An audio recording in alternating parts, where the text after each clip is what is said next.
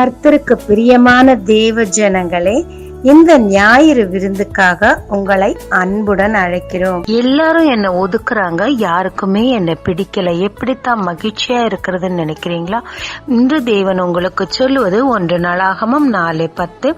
தேவரீர் என்னை ஆசீர்வதித்து என் எல்லையை பெரிதாக்கி உமது கரம் என்னோடு இருந்து தீங்கு என்னை துக்கப்படுத்தாதபடிக்கு அதற்கு என்னை விலக்கி காத்திரலும் என்று வேண்டிக் கொண்டான். அவன் வேண்டிக் கொண்டதை தேவன் அருளினார். அநேக நேரத்துல உலகம் நம்மை புரிஞ்சுக்காதப்ப, ஒதுக்குறப்ப, புறக்கணிக்கிறப்ப அதிகப்படியான துக்கம் நம்மளை அழுத்தும். ஒன்று என்ன செய்வோம்னா, கண்ணுக்கு தெரிந்த மனிதர்கள்ட்ட போய் புலம்பி தள்ளுவோம், இல்லைன்னா கடவுளை நொந்து கொள்ளுவோம். உமக்கு கண் இருக்கா, காது இருக்கா, என் ஜெபம் உங்க காதுல ஏறவே ஏறாதா, இவ்வளவு அநியாயம் செய்யறாங்களே, இப்படி புறக்கணிக்கப்பட்டிருக்கேனே, பார்த்துட்டு தானே இருக்கிறீங்க, இப்படி புலம்ப ஆரம்பிப்போம். ஆனால் இங்கு யாபேஸ் என்ன பண்றாரு, தன்னை துக்கப்படுத்தினவர்களையும் பார்த்து நொந்து கொள்ளல, அதிகாரிகளையோ தெரிந்தவர்களையோ பெரியவர்களையோ பார்த்தும் முறையிடல. அதை விட்டுட்டு கர்த்தரை நோக்கி பார்க்கிறார். இந்த ஜெபத்தோட ஸ்பெஷல் என்ன அப்படின்னா, ரொம்ப ரொம்ப ஸ்பெசிபிக் பிரேயர். இன்னும் நான் சொல்லணும்னா, பரலோகத்தில் இருக்கிற எங்கள் பிதாவேன்னு இயேசு சுவாமி சீஷர்களுக்கு சொல்லிக் கொடுத்த ஜெபத்திற்கு ஒத்த ஜெபமா இந்த ஜெபம் இருக்குது. யாபேஸோட தாய் இந்த பிள்ளை வயிற்றுல இருக்கும்போது அதிகப்படியான பிரச்சனையை சந்திச்சிருக்கணும். அதனாலதான் அவங்க சொல்றாங்க, இந்த மகனை நான் துக்கத்தோடு பெத்தேன்னு சொல்லி யாபேஸ் அப்படின்னு சொல்லி சொல்றாங்க. அவரோட உறவுகளும் அவரை ஆதரிக்கல, அவரை ஒரு அற்பமா நினைச்சாங்கன்னு தான் நான் கேள்விப்பட்டேன். ஆனா இந்த இடத்துல யாபேஸ் பிரேயர் பண்றாரு. அதிக நாள் துக்கத்துல இருந்திருக்கிறாரு. ஒரு நாள் தேவனை நோக்கி பார்த்து ஜெபிச்சிருக்கிறாரு.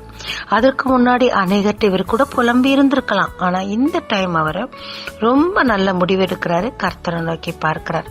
இந்த இடத்துல நான் ரொம்ப அப்சர்வ் பண்ணி ஆச்சரியப்பட்ட விஷயம் என்னன்னா, இவரோட ஜெபம் ரொம்ப ரொம்ப ஸ்பெசிபிக்கா இருக்கு. புதிய ஏற்பாட்டிலேயே சொல்லியிருக்கு, நீ பரலோகத்தை பார்த்து சும்மா அலப்பிக்கிட்டு இருக்காத, தேவனுக்கு முன்னாடி நீ ஜெபிக்கும் போது ரொம்ப சுருக்கமா ஜெபி, தேவன் அதை கேட்கிறாரு அப்படின்னு சொல்லி இருக்கு. அதே மாதிரிதான் இவரோட ஜெபமும் சுருக்கமாகவும் ரொம்ப ஸ்பெசிபிக்காகவும் இருக்குது. முதல்ல தான் ஆசீர்வாதம் இல்லாம இருக்கிறத பார்த்து, தேவரீர் என்ன ஆசீர்வதிங்க ஃபர்ஸ்ட் அப்படின்னு சொல்லி கேட்கிறார். ரெண்டாவது, என்னுடைய எல்லையை பெரிதாக்குங்க.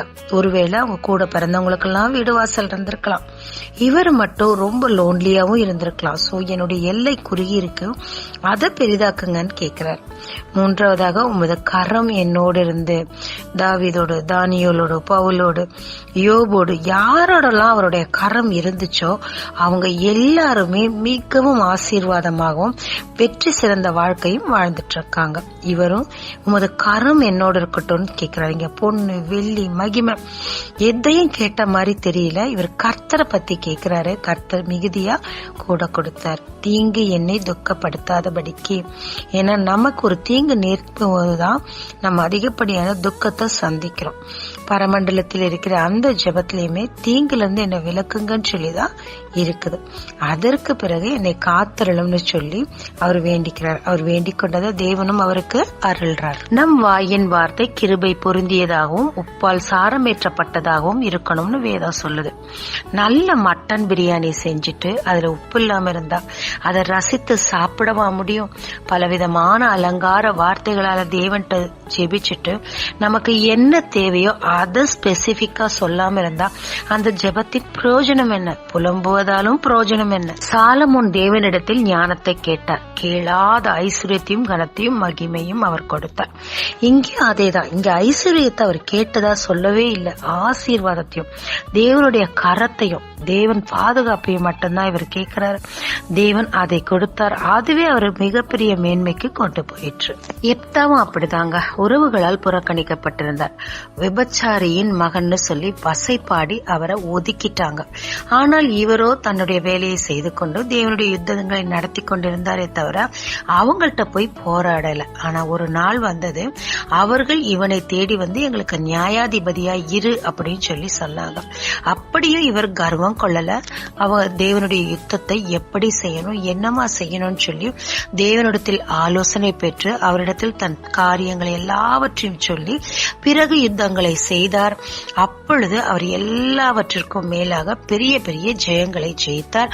உறவுகளும் அவரை தேடி வந்தது. ஆமாங்க, உலகம் எல்லாரையும் மதிக்காது. நம்மளுடைய உள்ளான குணங்களை பார்க்கிறவர் கர்த்தர் மட்டுமே. உலகம் வெளியில இருக்கிற நம்ம வெளி தோற்றத்தையும் நம்ம பேச்சையும் பார்த்து நம்மளை ஈஸியா ஜட்ஜ் பண்ணி புறக்கணிப்பாங்க, மிதிப்பாங்க.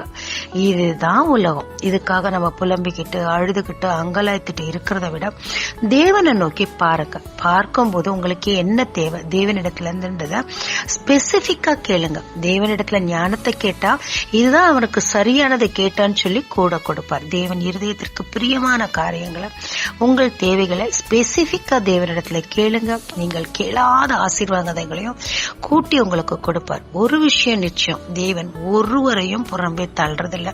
அதனால மனிதர்களிடத்தில் முறையிடுவதை நிறுத்திவிட்டு நம் எதிரிகளிடத்தில் சண்டை போடுவதையும் நிறுத்திவிட்டு தேவனை நோக்கி முறையிடுங்க. உங்கள் ஜெபம் என்னவோ அதை அப்படியே கேட்டு உங்களை ஆசீர்வதிப்பார். ஜெபிக்கலாமாங்க.